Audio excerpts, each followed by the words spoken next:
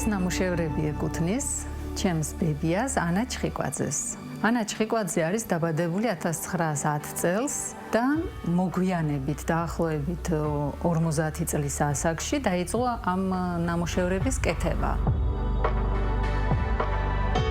ბებია იყო წარმოშობით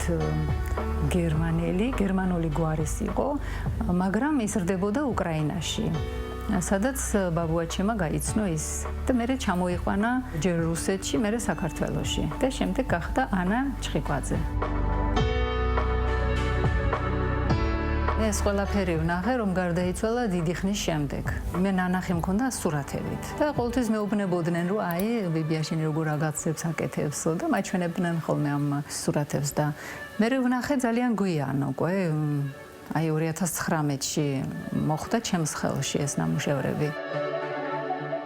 მე ვთვლი, რომ ეს ნამუშევრები არის ძალიან აი უნიკალური, რადგან არ არის ჩვეულებრივ სტატიურ ფორმაში ეს ფიგურის მდგომარეობა, არამედ არის აი მოძრაობაში, მიხვრა არის, აი როგორც მხატვარი დახატავს ხოლმე, აი ისე არის ეს გადმოცემული თითოეული ფიგურის მდგომარეობა.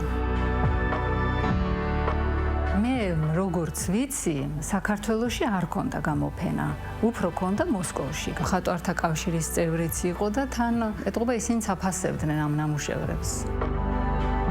მე ვაპირებ ბებიის ნამუშევრების გამოფენას, რადგან იმის გამო რომ საქართველოში არ იყო გამოფენილი, ეხლა მაინც ნახուն დღეს შუქი ამ ნამუშევრებმა. აქ არის ნამუშევრები ძალიან ცნობილი, მაგალითად ჯარისკაცის მამა. ეს არის სიმინდის, ესე ვთქვათ, ფუჩეჩის ხურჯინი აქვს, მანდარინის ქერქის თავსაფარი აფარია და მცენარის კურკები აქვს სახეზე. და ესეა და თვითონ გირჩის თავია. ეს უბრალოდ ქერქია.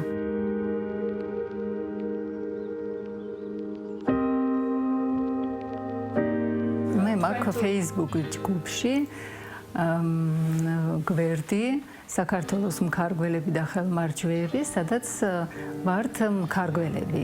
მეც ვქარგავ, სხვადასხვა ხელნაკეთი ნივთები მაქვს, ასევე თოჯინებს ვაკეთებ, ჩანთებს ვკერავ და სხვადასხვა ნივთებს ვაკეთებ. ჩემი მეორე ბებიაც ძალიან კარგად ქარგავდა და ალბათ ორივე ბებიის ნიჭი გამომღვა. ჩემი ბაბუა იყო ასევე მიხეილ ჩხიკვაძე, არქიტექტორი და ალბათ იმისი გენიც გამომღვა.